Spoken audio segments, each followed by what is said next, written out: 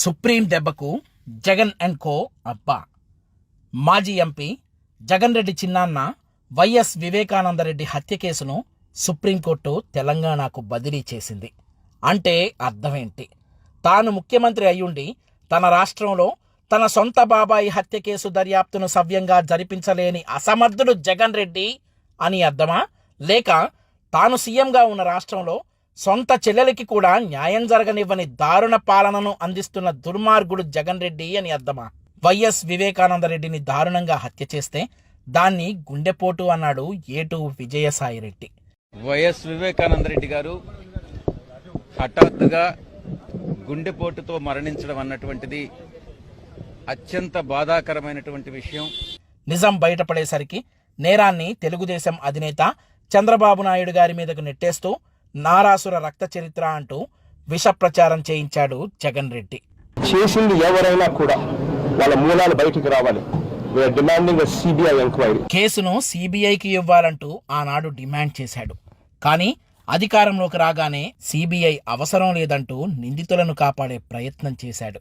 వివేక భార్య కూతురు చేసిన పోరాటం ఫలితంగా సిబిఐ దర్యాప్తు చేసి దోషులు అబ్బాయిలే అని తేల్చి చెబితే అవినాష్ రెడ్డికి అసెంబ్లీ వేదికగా సీఎం జగన్ క్లీన్ చిట్ ఇచ్చారు. ఆ పిల్లోడు ఎవరు అధ్యక్ష? నా మరో చిన్నాన్న కొడుకు. ఎందుకు చేస్తారు అధ్యక్ష? ఒక కన్ను ఇంకొక కన్నును ఎందుకు పొడుచుకుంటుంది? ఒక చెయ్యి ఇంకొక కన్నును ఎందుకు పొడుచుకుంటుంది అధ్యక్ష? It's minimum thing. పాపం అవినాష్ రెడ్డి కూడా ప్రతిపక్షంలోనే ఉన్నాడు. అంతేకాకుండా ఈ ఏడాది ఫిబ్రవరి 15న ప్రభుత్వ సలహాదారు సజ్జల రామకృష్ణారెడ్డి విలేకరుల సమావేశం నిర్వహించి అవినాష్ రెడ్డి శివశంకర్ రెడ్డిలకు బాహాటంగా మద్దతిచ్చారు. జగన్ అండ్ కో దుర్మార్గానికి తనకు ప్రాణహాని ఉందని అప్రూవర్గా మారిన దస్తగిరి అన్నాడు. నా ప్రాణానికి ఏది జరిగినా కూడా దానికి జగన్మోహన్ రెడ్డి కారణమని నేను ఈ పొద్దు కూడా నేను మీడియా తరఫున ఎస్పీ గారికి కానీ జగన్మోహన్ రెడ్డి గారు కూడా నేను తెలియజేసుకుంటాను. జగన్ రెడ్డిపై తమకు నమ్మకం లేదని కేసును వేరే రాష్ట్రానికి బదిలీ చేయమని సునీత అన్నది. అంటే ఏపీ ప్రభుత్వం సహకరిస్తుందని అనుకుంటున్నారు? సహకరిస్తుండి చేస్తుంటే నేను ఇక్కడికి వచ్చిండేదన్నా, సిబిఐకి అప్లై చేసేదన్నా. సునీత దాఖలు చేసిన పిటిషన్ పై అక్టోబర్ 19వ తేదీన జస్టిస్ ఎంఆర్ షా ధర్మాసనం విచారణ ముగించింది. ఈ క్రమంలోనే నేడు కడప సిబిఐ కోర్టు నుండి హైదరాబాద్ సిబిఐ కోర్టుకు బదిలీ చేసింది. వివేక కుమార్తె భార్యకు కేసు విచారణపై అసంతృప్తి ఉన్నందున బదిలీకి ఆదేశాలిస్తున్నట్లు సుప్రీం తెలిపింది. ఈ కేసులో దురాలోచనతో కూడిన కుట్రకోణం ఉందని, అది కేసును తారుమారు చేస్తోందని, సాక్ష్యాలను చెరిపేసిన ఆధారాలున్నాయని సుప్రీంకోర్టు తెలిపింది.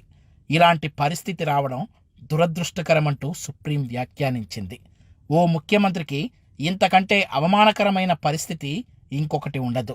వేరే వాళ్లైతే ఈ పాటికి రాజీనామా చేసి ఉండేవారు. కానీ సుప్రీంకోర్టునే తప్పు పట్టగల నేరగాళ్లు ఆ పని చేస్తారా? కాబట్టి ఇప్పటికైనా కేసు విచారణ సవ్యంగా సాగాలని, వివేక కుటుంబానికి న్యాయం జరగాలని, తప్పు చేసిన అబ్బాయిలకు శిక్ష పడాలని కోరుకుందాం.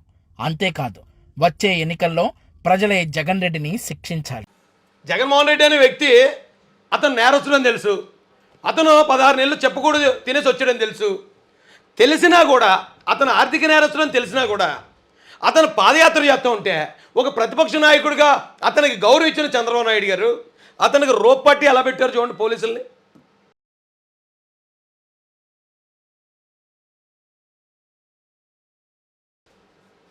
చూడండి ఇక్కడ పోలీసు వారు, ఇదిగో రోప్ పట్టి, ఇదిగో జగన్మోహన్ రెడ్డి ఇక్కడ ఉన్నాడు. కనీసం జగన్ దగ్గరికి ఎవరిని వెళ్ళనివ్వకుండా పోలీసు వారు చూడండి ఎలా రోప్ ఎలా పెట్టాడు చుట్టూరని.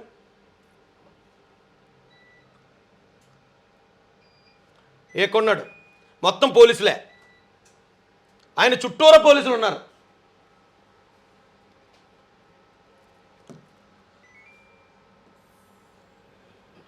ఒక ధైర్యవంతుడైన సీఎం చంద్రబాబు నాయుడు గారు ఆయన ఇచ్చే రక్షణ అది. నువ్వు పాదయాత్ర చేసుకుంటావా పోయి చేసుకో, నువ్వు నా మీద ఆరోపణలు చేసుకుంటావా పోయి చేసుకో, నువ్వు అక్రమాస్తులు సంపాదించలేదు, నువ్వు నీతిపరుండని అబద్ధాలు చెప్పుకుంటావా పోయి చెప్పుకో, నువ్వు శవాల మీద రాజకీయం చేసుకుంటావా పోయి చేసుకో, నువ్వు పోయి చేసుకోవా అని వదిలేసాడు. చూసారా ధైర్యం అంటే అది. అంతేగాని చంద్రబాబు నాయుడు గారు వస్తుంటే జనాలు వేలాదిగా వచ్చేస్తున్నారు, జనాలు లక్షలాదిగా వచ్చేస్తున్నారు.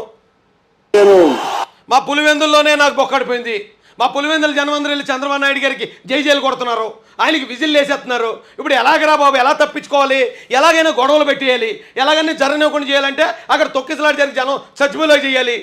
ఏం బతికే ఇది? పిరికి బతుకు అంటారు దీన్ని. పిల్లి అని ఊరికే అనలే, ఇందుకే అన్నట్టున్నారు.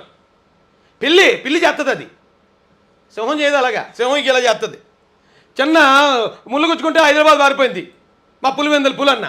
కానీ ఇక్కడ అన్ని వందల మంది వచ్చి రాళ్ళు వేస్తున్నా, దాడులు చేస్తున్నా, పోలీసులందరూ కూడా తిరగబడిపోయి తెలుగుదేశం కార్యకర్తలనే కొట్టేస్తున్నా, తెలుగుదేశం మీద పడిపోతున్నా, ఎక్కడా ఆకుండా 74 సంవత్సరాల పెద్ద అయినా ముందుకు దూసుకెళ్తున్నా. చూడండి, అది ధైర్యం అంటే. రైట్, ధైర్యం అంటే అదిరా పౌరబోక్ సన్నాసులారా. అంతేగాని అక్రమంగా ఆస్తులు సంపాదించుకోవటం, ప్రజాధనాన్ని దోచుకోవటం, చిన్న దెబ్బ తగిలితే పారిపోవటం, ఇదిగా ధైర్యం అంటే. ప్రతిపక్ష నాయకులు పాదయాత్ర చేస్తున్నారంటే భయపడిపోవటం, ఉడికిపోవటం, అక్కడ ఏదైనా గొడవలు క్రియేట్ చేసేయాలని 10 మందిని బలేసేయటం. ఏం బతికే ఇది? ఏం బతికేది? సిగ్గుమాలని బతుకుతున్నారు ఇవాళ. ఏంటి 150 మంది ఎమ్మెల్యేలు గెలిచిన తర్వాత కూడా ఇప్పుడే మీ బతికేలాగా ఉందంటే, రేపు 24 నేను అధికారంలోకి వస్తే ఏ పుట్టలోకి ఏ గుట్టలో దూరేస్తారా మీరు? ఎక్కడ దూరేస్తారా మీరు? ఎక్కడ తప్పించుకోగలరు చట్టం నుంచి? ఆ ధైర్యం చూసారా? అది ధైర్యం అంటే. ఈయన మీద పనికిమాల పౌరమోగ్గులందరూ మాట్లాడతారట్రా. కనీసం ఆయన మీద మాట్లాడాలంటే ఒక స్థాయి ఉండాలి కదా. మీకు ఎలా ఇచ్చాడు పాదయాత్ర పర్మిషన్ అయినా? నీకు ఆ రోజున జగన్మోహన్ రెడ్డి గారు పాదయాత్ర చేస్తున్నప్పుడు నువ్వు ఇగో 38 కేసుల్లో అక్రమాస్తుల్లో ఉన్న అవినీతి పరుడివి అని ఒక పోస్టర్ వేయటం, 16 నెలలు జైల్లో చెప్పకూడదు వచ్చామని అక్కడ ఒక బ్యానర్ వేయటం, ఓ హోర్డింగ్ పెట్టడం, లేకపోతే దారిలో తెలుగుదేశం వాళ్ళు నిలబడి నీకు నిరసనలు తెలియజే ఏ రోజని చేశారా? పై చేసుకోండి, వెళ్ళి చెప్పుకోండి. మిమ్మల్ని నమ్మితే ప్రజలు ఓటేస్తారు, మీకు మమ్మల్ని నమ్మితే మాకు ఓటేస్తారు అనుకున్నారు తప్ప తెలుగుదేశం కార్యకర్తలు ఇలా ఎప్పుడు అదో డ్రామాలు ఆడలే. పోలీసులను అడ్డు పెట్టుకుని ఎప్పుడు ఇలాంటి పిరికి బతుకులు బతకలేదు. ఇలా ఏదైనా కార్యక్రమానికి అడ్డుపడదాం, దాన్ని ఎలాగైనా చెడగొడదాం అనుకునే దిగజారుడు బతుకులు ఏ రోజు బతకలేదు తెలుగుదేశం కార్యకర్తలు. మీ ఇంకో విషయం కూడా చెప్తున్నాను, మీరు ఈ రోజున పోలీసులతోని రౌడీలతో గోండాలతో వస్తున్నా సరే ఒక్క తెలుగుదేశం కార్యకర్తన రాకుండా ఆగుతున్నాడా? ప్రాణాలు తెగించే వచ్చేస్తున్నారు. ఏం జరిగింది అది చూద్దాం లేని. ఎందుకో చెప్పమంటారా? ఆ తెలుగుదేశం కార్యకర్తల బ్లడ్లో ఒక రాయల్టీ ఉంది. దాదాపుగా 22 సంవత్సరాలు ఈ రాష్ట్రాన్ని పరిపాలించిన పార్టీ అది. 22 సంవత్సరాలు అధికారంలో ఉన్న బ్లడ్ అది, ఆ కార్యకర్తల బ్లడ్. అరే ఒక్కసారి వచ్చింది మీకు అధికారం, అంతేనా? ఒకసారైనా లేదా 30 చేశారా? ఒక్కసారి అధికారానికి మీరే ఎగిరెగిరి పడిపోతూ ఉంటే ఈ రాష్ట్రాన్ని 22 సంవత్సరాలు పరిపాలించిన పార్టీ యొక్క కార్యకర్తలు వాళ్ళకి ఎంత ఉంటుందయ్యా? మీ ఉడతూపులకి, మీ పనికిమాలిన బెదిరింపులకి మీరు రాళ్ళు ఇస్తున్నారనో, లేకపోతే మీరు ఇంకోటితో పోరంపోకు పనులు చేస్తున్నారని వెళ్ళిపోతారా? నిలబడుతున్నారు ధైర్యంగా. ఆ ధైర్యం ఈ నాయకుడు ఇచ్చాడు. ఆ నాయకుడు ధైర్యంగా నిలబడుతున్నాడు. ఆ నాయకుడు పక్క రాష్ట్రాన్ని పనిచేశారు. ఆ నాయకుడు ఏదైనా చిన్న గొడవ జరిగిన దాంట్లోకి ఆ కారణం చూపించి మొండేడు బ్లాట్లే హలో కొడిచారు బాబు, అలాంటి మొండేడుపులు లేవు. రే అది నాయకుడి లక్షణం అంటే. ఆ నాయకుల్లో ఉన్నదైనా కార్యకర్తలకు ఎక్కుతుంది. మీరు పోలీసులతో వస్తారా, మిలిటరీతో వస్తారా, లేకపోతే ఇంటర్పోల్తో వస్తారా, దేంతో వచ్చినా సరే నిజాయితీకి ఉన్న పొగరిది. అది ఎలా నిలబడుతుంది? కొడితే కొట్టండి, చంపితే చంపండి. ఎంతమందిని చంపగలరు? చంపండి రా. పోనీ చంపిన తర్వాత చంపిన ఏ ఒక్క నా కొడుకన్నా 2024 తర్వాత ఈ రాష్ట్రంలో ఉంటే మీసం గీయించుకుని తిరుగుతాను నేను. ఈ దాడులకు పురుగొల్పిన ఏ ఒక్క నా కొడుకైనా 2024 తర్వాత చట్టపరంగా శిక్షింపబడకుండా బయట ఉంటే గుండె గీయించుకుని తిరుగుతాను నేను. అర్థమైందా? ఎందుకన్నా భయపడతారు? మనుషుల్లో బతకండి రా, మగోళ్ళ బతకండి. కనీసం పులులు సింహాలు వద్దు, కనీసం మనిషిలో బతకండి ధైర్యంగా. సిగ్గులేని అడ్డగాడిదిల్లారు చిచ్చే, అది ఓ బతికేనా?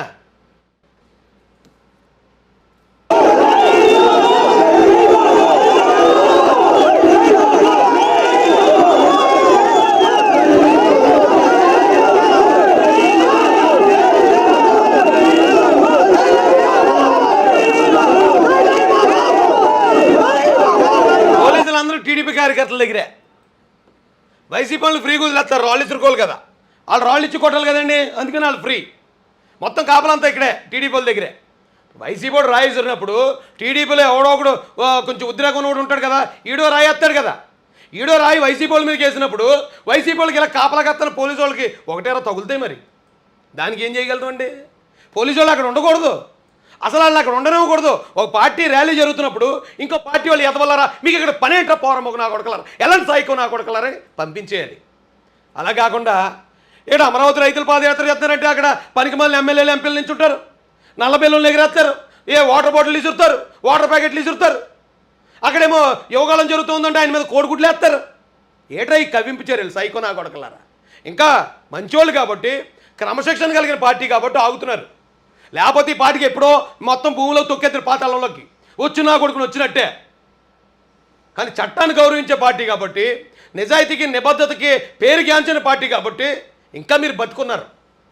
చట్టపరంగానే ఉంటుంది. ఏదన్నా 24 తర్వాత చూద్దామని చెప్పి నాయకుడు చెప్తున్నాడు కాబట్టి. ఇదేంటి ఇంత పనికిమాలలో తయారయ్యారా? అది పిరికితనం అనిపించుకుంటుంది. నేను వైసీపీ వాళ్ళు అందరికీ చెప్తున్నాను, ఇంక్లూడింగ్ జగన్ బ్రో. మీరు ఈయన అడ్డుకోవటం, ఈయనకి అవాంతరాలు క్రియేట్ చేయడం, ఆయన హవా చూసి భయపడిపోతున్నారు మీరు అనిపిస్తుంది ప్రజలకి. అక్కడ యోగాళంలోకి వస్తున్న జనాన్ని చూసి మీకు వణికిపోతున్నాయి కింద నుంచి పైదాకా అనిపిస్తుంది జనాలకి. అందుకనే దాన్ని ఎలాగన్నా ఆపాలని ట్రై చేసి అల్లర్లు సృష్టించి దానివల్ల మీకు అనుకూలమైన మీడియాలతో మీకు అనుకూలంగా ఇదంతా డ్రామా తెలిసిపోతుంది. కనీసం ఇప్పుడు కానీ సిగ్గుపడండి అయ్యా. మనుషుల్లా బతకండి, పశువుల్లా వద్దు. అధికారం కోసం అడ్డమైన గడ్డి తినేయద్దు, అధికారం కోసం అడ్డమైన కాళ్ళు నాకేయద్దు, అడ్డమైన సానుభూతి డ్రామాలు ఆడొద్దు. ఇప్పటిదాకా మీరు ఆడిన సానుభూతి డ్రామాలు చూసాం కదా. తండ్రి గురించి సానుభూతి డ్రామా ఆడారు చూసాం, బాబాయ్ గురించి సానుభూతి డ్రామా ఆడారు చూసాం, కోడికత్తులో సానుభూతి డ్రామా ఆడారు చూసాం, అక్కనే అమ్మని చెల్లిని మొత్తం రోడ్ల మీద తిప్పారు పాదయాత్ర పేరుతో చూసాం. అయిపోయి అన్నీ చూస్తాం కదా సినిమాలు. అవన్నీ ఫేక్ సినిమాలు అని తెలిసిపోయాయి కదా. మళ్ళీ ఇంకెవరు మోసం చేస్తారు? ఇంకెవడున్నాడు రా మోసపోవడానికి? చంద్రబాబు నాయుడు గారి ధైర్యానికి మేము గర్వపడుతున్నాం. నిజంగా ఆ పార్టీలో మేము కూడా ఒక కార్యకర్తలుగా ఉన్నందుకు, అలాంటి నాయకుడితో మేము పనిచేస్తున్నందుకు నిజంగా ప్రతి ఒక్క తెలుగుదేశం కార్యకర్త కూడా చాలా గర్వంగా ఫీల్ అవుతున్నాం. ప్రతి కార్యక్రమాన్ని ఎలాగ విజయవంతం చేద్దాం. ఎవడు వచ్చినా సరే మనం స్థానంతోనే ఉందాం. మనం ఏమి తిరిగి మనం దాడులకు వెళ్ళడం లేకపోతే ఇంకోటి ఎప్పుడూ చేయలేదు.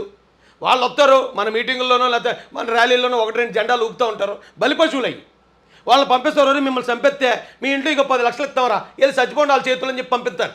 మనం కానీ ఏమైనా కొట్టి దెబ్బ తగలకూడదు తగిలాడు చచ్చాడు అనుకో, ఆ శవాన్ని పెట్టుకుని రాజకీయం చేసుకున్నాక 24లో కౌన్ బనేగా డెడ్ బాడీని ఎదురు చూస్తున్నాడు మా జగనన్న. ఒక్క డెడ్ బాడీ దొరికితే చెలరైపోదామని. అవకాశం మనం ఇవ్వద్దండి. అవసరమైతే మనమే దెబ్బలు తిందాం, అవసరమైతే మనమే ప్రాణాలు వదిలేద్దాం. రాష్ట్ర భవిష్యత్తు కోసం అమరవీరుడిగా చరిత్రలో నిలబడిపోతాం.